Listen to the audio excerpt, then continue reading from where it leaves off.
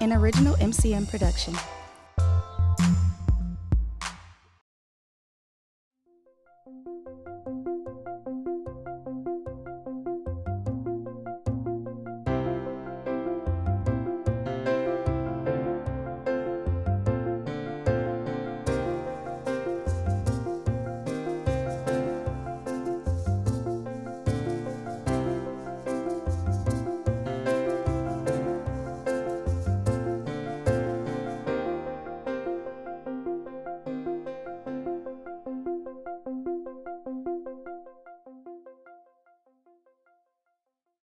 Now to introduce our speaker is Paul Matthews, president of the Marcus Center for the Performing Arts. Paul.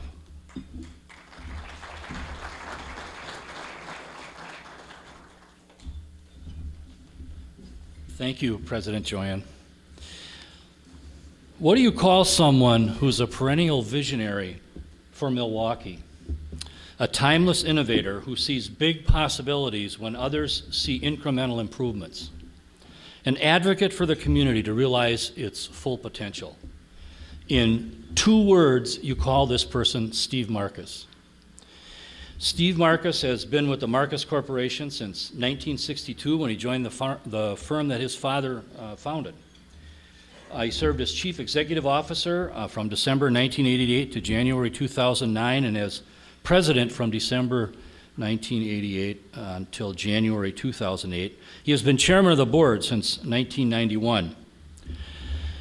In preparation for today, I reviewed Steve's bio, and needless to say, it is a very impressive list of his professional, community, and civic involvements, as well as an amazing array of well-deserved awards for all of his contributions. I told Steve I'd read all of them to you, but because he's accomplished so much, I'd be talking longer than Steve's presentation. So I would just say that he did chair the Marcus Center's Silver Renaissance campaign in the mid-1990s, our fundraising campaign, when the Marcus family purchased the rights to name the center after Steve's parents, Ben and Seal. Since I joined the Marcus Center in 1998, shortly after the family name went on our building, I've been fortunate to have Steve as a mentor, advisor, and a sounding board, and can personally attest to how inspiring, generous, and committed to Milwaukee Steve is. Steve may have turned over president and CEO duties to the corporation, at the corporation to Greg Marcus, which has allowed him a little more free time from his day job, but he continues to work tirelessly to make significant civic contributions to Milwaukee. Steve is with us today to discuss his latest civic project, Sculpture Milwaukee. This incredible exhibition is currently on display on Wisconsin Avenue from O'Donnell Park to 6th Street. As the visionary behind the project, Steve will trace its history and discuss the challenges that needed to be addressed in the course of bringing this unique event to us and to life in Milwaukee, and where we go from here. So please join me in giving a warm Rotary welcome to Steve Marcus.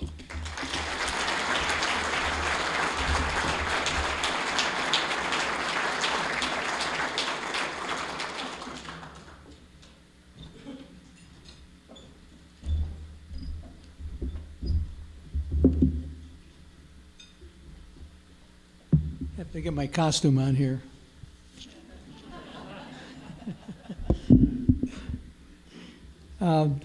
Gee, Paul, I hope to meet that guy someday. So much for raising level of expectations.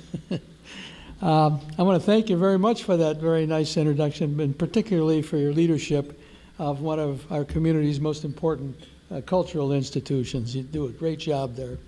And thank you for Downtown Rotary for inviting me here today, and for your very important and thoughtful contributions to Milwaukee and to Wisconsin over many years, both as Rotarians and as individuals.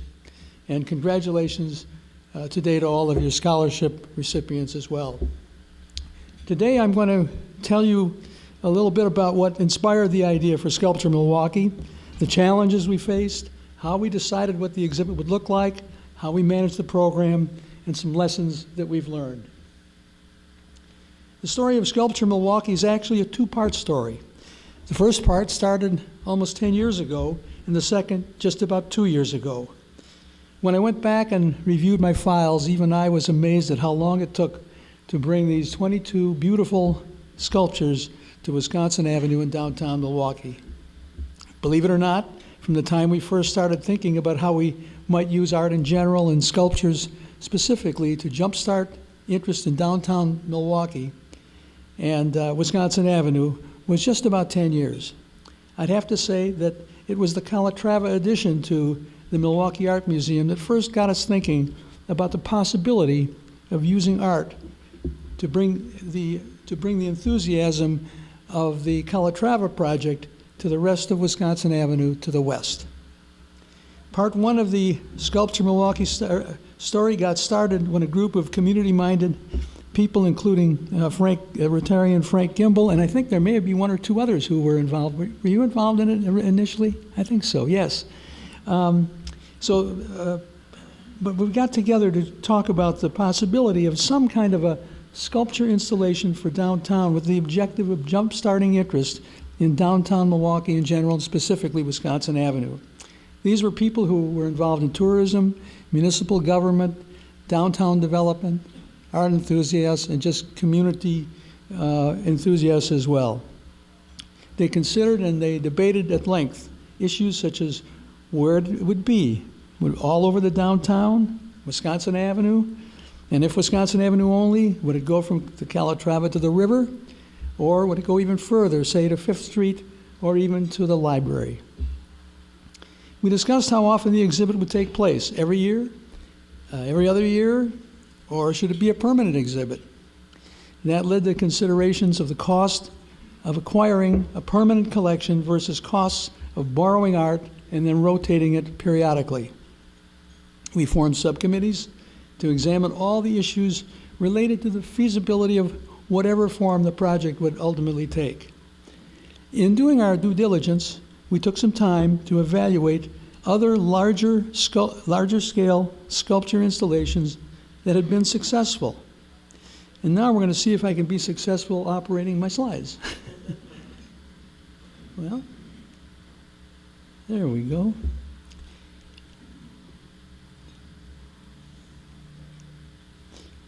At first, we studied Chicago's Cow installation of 1999, and we decided that in spite of its huge success, it had only been a one-trick pony and therefore was not sustainable. We looked at the Nasher Sculpture Garden in downtown Dallas and the Linden Garden here in suburban Milwaukee. Both were very popular, but were mainly permanent installations and both charged a fee to enter. And last, we studied the annual changing exhibition at Chatsworth Castle in England, where the sculptures were all monumental and all for sale.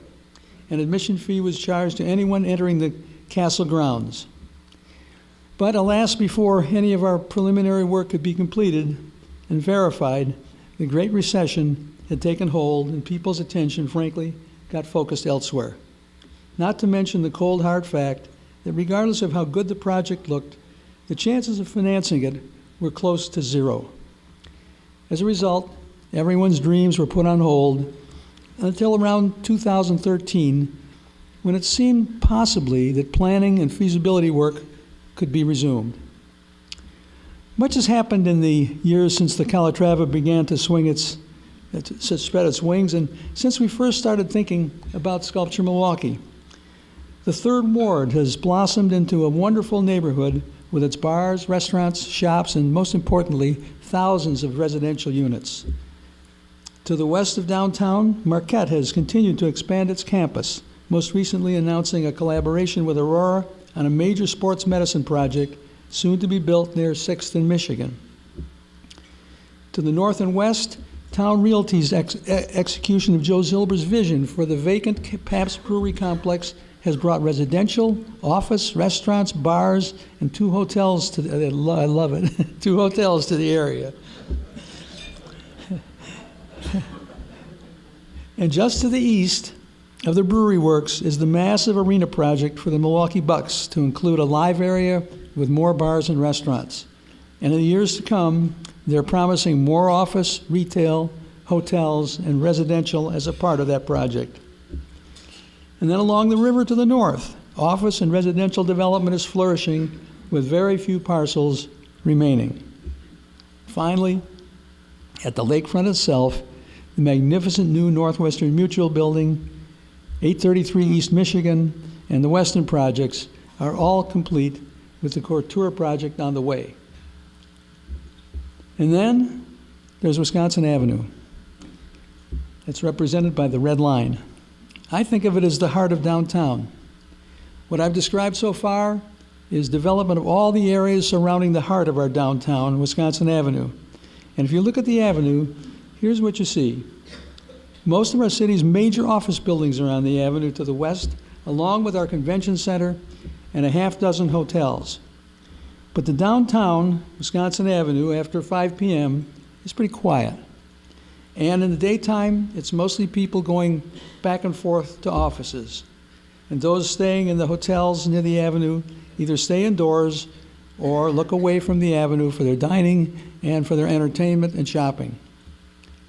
Wisconsin Avenue 10 years ago needed and still needs today an attraction that might bring residents and visitors to the avenue so that it doesn't become an office canyon that goes empty and dark after 5 p.m. An attraction that would bring people also looking for restaurants, bars, and shops. And thus the idea for Sculpture Milwaukee was regenerated. In the intervening years, much had happened in downtown Milwaukee that caused us to spend some time evaluating whether a major sculpture project could actually add value. As we began to think about the issues that we've been debating during the initial feasibility work we were doing 5 years earlier, we quickly determined the need to make critical decisions in order for us to establish feasibility of the project at all. The first decision is where the sculptures should be located. We all agreed that the exhibit should start near the Milwaukee Art Museum, but how far west should it go? To the river or further? And we finally decided that it would cost more, that it would cost more if it had to go further to West Street, to 6th Street, since the area west of the river was more in need of the boost it would bring to the area east. The next question was whether to acquire the art as a permanent display or change it regularly. In other words, create a rotating show. Our initial idea for the Milwaukee Sculpture Exhibition was to do what many other sculpture gardens, like our own Linden Gardens, have done, which is to acquire the art on a permanent basis. But we soon determined that there were a number of problems with that approach. First was the issue of cost.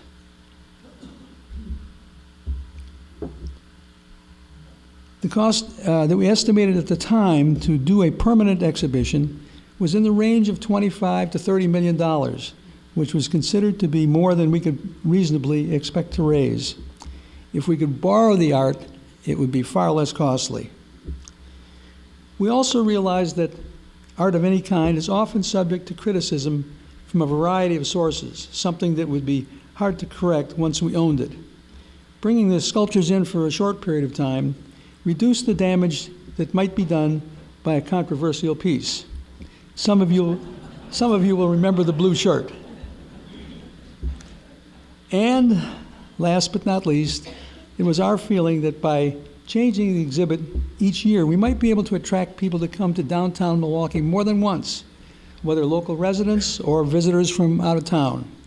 They might make it an annual trip, and they might take in other things here, once here, like a ball game or a festival or a concert. And then there was the thought that by not owning the sculptures, we might even be able to turn this into a selling exhibition, similar to what Sotheby's does at Chatsworth.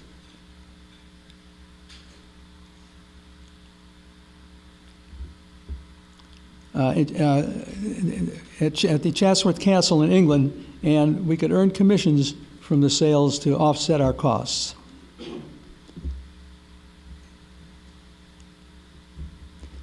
Having decided we wanted to do an annual rotating exhibit using sculptures on consignment, we first needed to establish whether we could even get the monumental museum-quality sculptures that we needed to match the vision for a unique presentation of art executed by internationally recognized artists and whether the artists, galleries, and dealers would agree to pay us a commission if we were able to sell any of them. Second, we needed to decide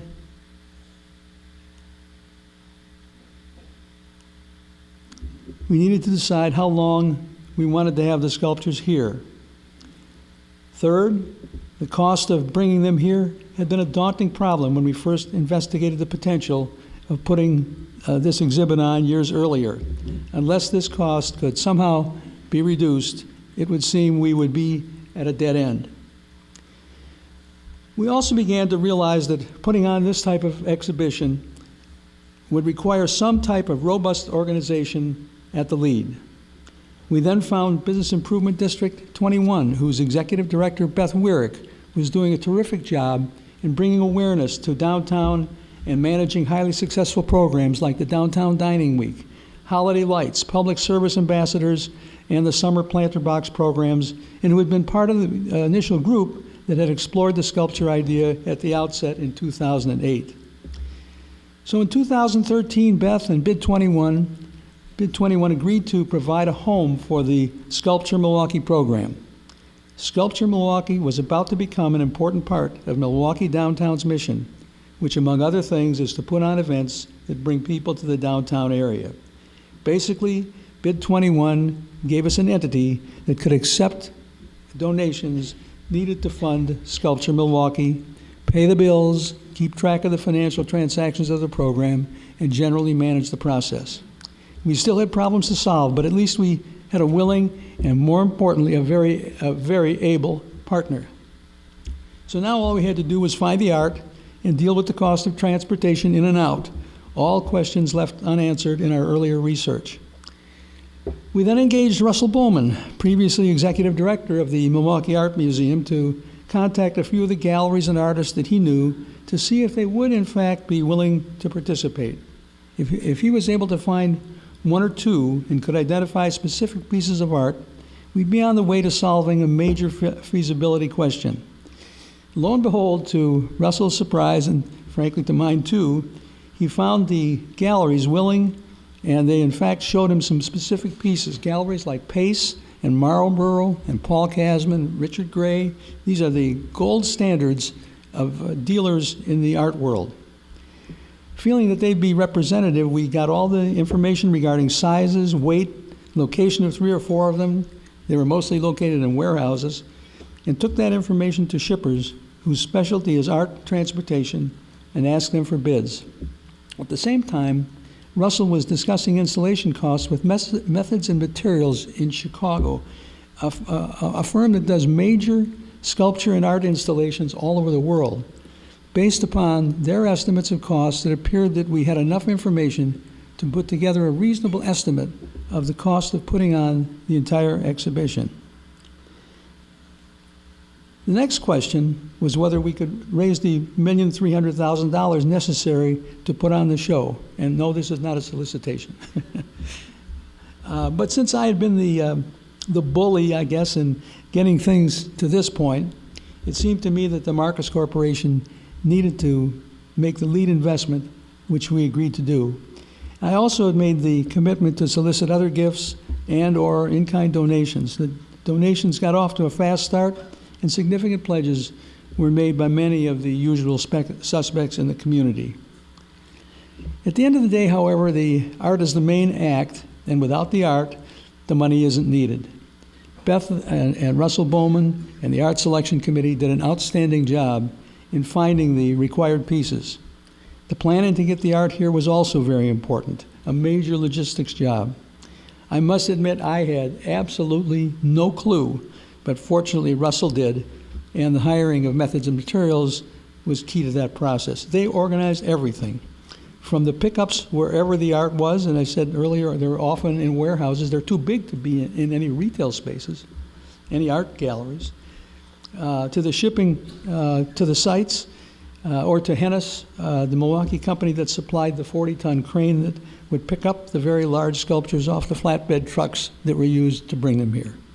With all this large equipment handling very valuable art, it was indeed a major logistical effort, and we needed to acknowledge the significant we should need to acknowledge the significant effort of the city of Milwaukee in helping get approval for the sites we wanted to use in the public right-of-ways, and arrange for the Milwaukee Police Department to provide police escorts and have control so that the workers could do their installations safely.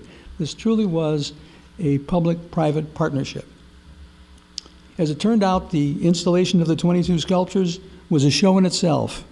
It was spread out over 2 weeks, and these monumental works of art, the tallest of which is 40 feet, required extraordinary talent and coordination among artist representatives, city permitting departments, the police, as I indicated earlier, harness rigging, and methods and materials, doing the actual placement and fastening down any pieces that needed to be anchored. This process received great TV and press coverage every day of the 2-week process. Finally, on May 31st and June 1st, all the art was in place and the kickoff events began. These events, starting with a private sponsor artist event on May 31st at the Hilton and ending with a public event on the Chase Bank Plaza on June 1st, were designed to announce the exhibit to Milwaukeeans generally, and also importantly to entertain those who provided the art, in the hope that they'd spread the word in the art community on a worldwide basis, which in the end would be providing the art for future exhibits. And here are just a few of the sculptures in the show. This is a piece called The Immigrant Family by Tom Otterness. This is a piece by Jim Dine called After the Flood. Will Ryman, A Rose. It's near the U.S. Bank building. And then Tony Craig, you're seeing only the top half of that piece. It's next to the federal building called Mixed Feelings. It's a 20-foot high bronze sculpture. This is a Deborah Butterfield horse. If you go up and look at it, it looks like wood, but it's actually bronze. You can't tell the difference. This is a Calatrava piece next to the Chase Bank. All those spires that are whipping out of that thing, they're all separate pieces. None of them are physically connected except a string that goes through them. This is St. Clair Semine. That's the tallest piece in the show. It's 40 feet high, next to the convention center. And this is a piece by John Henry. It is 26 feet tall. It's across from the Hilton. Now, if you want to see, that's only a piece of the exhibition. If you want to see the whole exhibition and related events, just go to sculpturemilwaukee.com, or better yet, download the Sculpture Milwaukee app for a self-guided walking tour. People have asked me what the thinking behind the selection of the sculptures was. Well, let's hear about the selection process from Russell himself. Well, basically, Russell said that he was looking for a diversity, both abstract and realistic-looking sculptures, and you probably saw from those pictures that that's about what we had. As important as getting the art and transporting it to Milwaukee, we were really lucky when the bid under Beth Weirick's leadership took hold of the mechanics of putting on a project like this, understanding far better than any of us who had been working on it what elements needed to be put in place. Most important, what positions had to be covered, and some good ideas about who might fill them.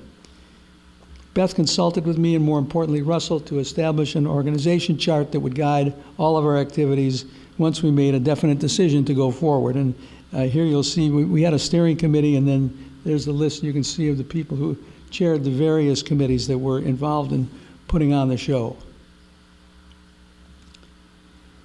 So a big thumbs up to Beth and Bid 21 for the great and indispensable work that they did in pulling this off. The bid will be the key to Sculpture Milwaukee's continuing development as a tourist attraction, as an educational resource for the entire community, and a magnet for developers who are looking for places to locate their officers, and for the employees who will actually consider where they want to take a job. And those of you who read the story about Northwestern Mutual and what their objective was and the way they designed their building, it was all about being able to attract the best and brightest of employees. Our ability to activate and energize Wisconsin Avenue and the surrounding area will be key to determining the ultimate long-term viability of our entire downtown. That's how important Wisconsin Avenue is.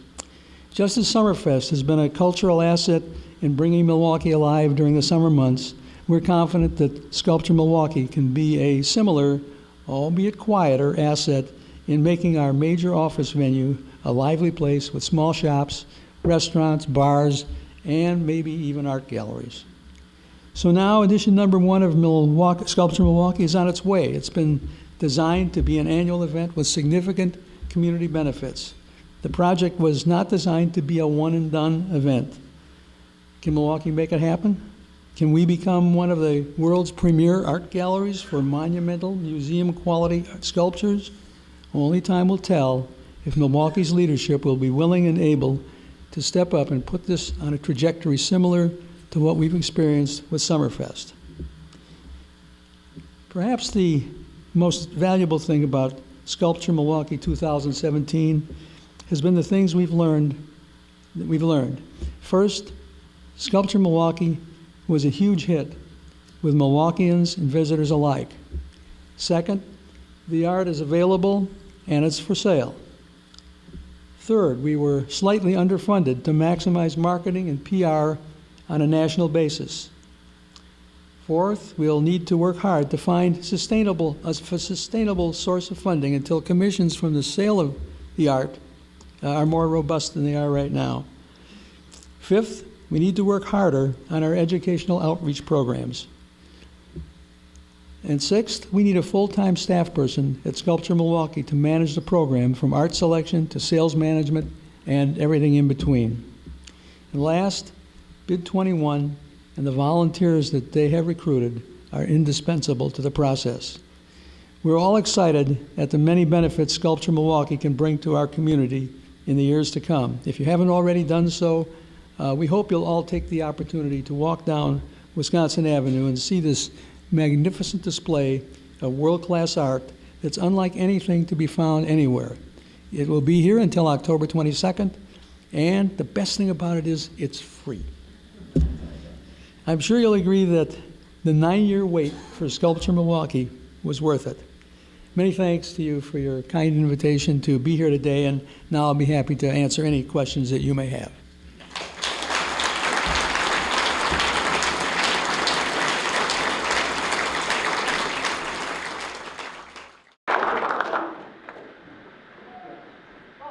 First, as a downtown resident, I want to thank you. Makes me happy every time I walk down Wisconsin Avenue and see the sculptures and see the people looking at it. Second, I think like everybody else, I have my favorites. Is there any chance that any of these favorites are going to stay here as permanent exhibits? In particular, I mean that the one at the Chase Plaza just like has to be there. Well, it's available if you'd like to. A number of the pieces have already been sold, and they will be staying here. They will not be staying in the locations that they are for the show. What we've discovered is that there is somewhat of a shortage of spaces to show this monumental art and display it. And so if we're going to put this show on in future years, we don't want to give up the spaces. And so they will, both of, when I say the 2 or 3, I think we have 3, will be located in the Milwaukee area, but in other locations. Yes? I want to applaud you and also all of the people who work on this project, because this is exactly what downtown needs. And I would say that from 6th Avenue, Wisconsin, up to Marquette, there are 3 really nice sculptures. These are historic sculptures that we're working on to restore right now in the Court of Honor. So we hope that people will also be interested in the historic sculptures along Wisconsin Avenue as well. Yes, the comment was that that there are some wonderful sculptures that are just west of Wisconsin Avenue. I think about 8th or 9th or 10th. Yeah, between 8th and 9th. Right, and they are beautiful, and they have been restored beautifully, and they're lighted beautifully, and I recommend any of you to go to see them. They're very, very well done. And hopefully someday we will expand that program, and it will go to Marquette and even off of Wisconsin Avenue, both north and south. But first things first, we have to make sure this is working for us. Yes? Have other cities done this, or is Milwaukee unique? Well, Milwaukee is pretty unique. We looked at a number of other, initially we looked at the 3 or 4, and then since then we've looked at a bunch more examples of places where downtown sculptures exist. For example, in Grand Rapids, they have a program in the summertime. If my understanding is right, they have hundreds of them, but they are not at this quality level at all, not anywhere near it. Anybody that's a sculptor or an artist is able to enter into the program as long as they can find a site in downtown Grand Rapids. But it's a very successful show. It draws many, many people. And I've often thought, if we can draw as many people for these, and I mean, these, from a quality standpoint, these are considerably better pieces of art. But we'll be thrilled to have that kind of traffic. Yes? Am I correct that you want to replicate this next year with new sculpture? And if so, what kind of funding would you need to accomplish? That is, the question is, do we hope to replicate this next year, and what kind of funding will be required? And the answer is yes, we do hope to do it. It was not designed to be a one and done. And right now we're working on the possible funding model. Mostly this year, the funding model, we went to a limited number of, I call them the usual suspects. They are people who have an interest in art and an interest in the community, and ask them for money that probably was more than a sponsorship of this kind was worth at this point in time. Most of them stepped up very willingly, but they won't do it year after year after year. And right now we're examining the various alternatives from sponsoring the whole exhibit to sponsoring individual pieces, or maybe even sponsoring 2 weeks or 2 months of a particular piece, and then rotating the sponsorships. So that's a model we're working on right now because we want it to be sustainable. And of course, we're going to earn commissions on the sales of these pieces. And if we can get this thing going as an international marketplace for large-scale sculptures, monumental sculptures at museum quality, that could possibly fund the entire thing eventually. So, yes. Thank you for your work on this. I'm curious how you measure success. Is it traffic at the sculptures? Is it how many times the app is downloaded? The question is how we measure success. Right now, the way I'm measuring it by how many people come up to me and tell me they think it's great. but it's difficult to measure that. I mean, I kind of look for street traffic. I look for people walking on the, out on the street looking at the sculptures, and how many people are taking the trolley sculpture rides. And the one area that we didn't do as well, mainly because I think the schools were not aware of what we were doing and they were out for the summer, is we want to get lots of field trips coming into the downtown of kids from the schools and from organizations like Boys and Girls Club. Mainly one of the things, first of all, for the educational value for them, but just as importantly, we want them to go home and tell their parents how terrific downtown Milwaukee is. And eventually when they grow up, they're going to be used to coming to downtown Milwaukee and finding things of beauty here. And so those are very important objectives as we go into the future. So a little tough to measure right now. We're measuring publicity a little bit, and we've gotten quite a bit of press around the country also. It isn't as robust as I'd like it to be, but there was a lot of it. Yes? Steve, on Thursday we have friends coming from Chicago to see the Art Center, and you mentioned Sculpture Trolley. Where would we access that? I'm not certain where you pick it up. I think it may be near the Art Museum, and I'm not exactly certain what their schedule for it is.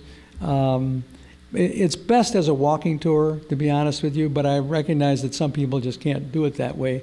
But the fact is that even if you're in your car and you have the app, as you get close to the sculpture, it pops up and it will tell you about the sculpture. It's verbal, available, I think, in 2 languages, so it's sort of interesting. Or you can just read the information that's there. That part of it is quite robust. We didn't have it when we first opened the show, but we got it about a month later, and now we'll have it for future years.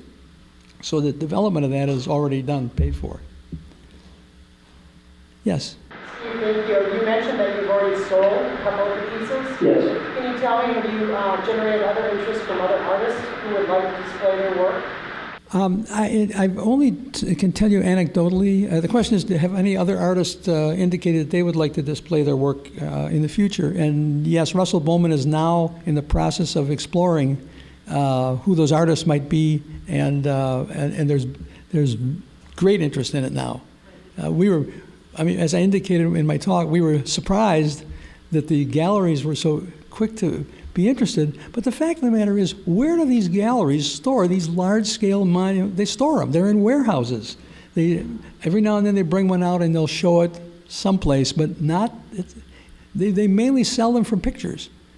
And that's why the show at Chatswick in England, at the castle there, is such a popular show, and why they do so well with it, because they bring these beautiful sculptures out, some of which are created for those annual exhibitions. And I'd love to have artists creating things for our exhibitions, so we have some original pieces that haven't been previously built before and previously shown before.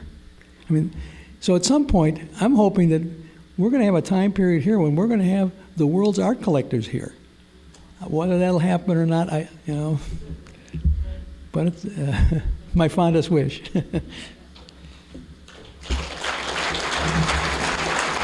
Thank you all.